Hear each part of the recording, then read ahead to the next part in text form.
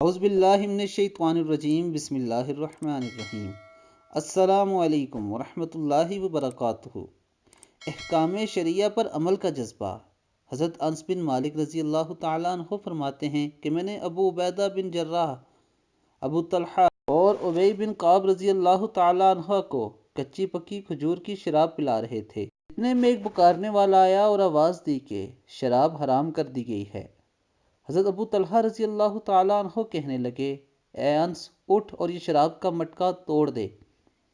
मैं उठा और पत्थर का हथौड़ा उठाया और मटके के पेंदे पर दे मारा, हत्ता कि वो पाश पाश हो गया।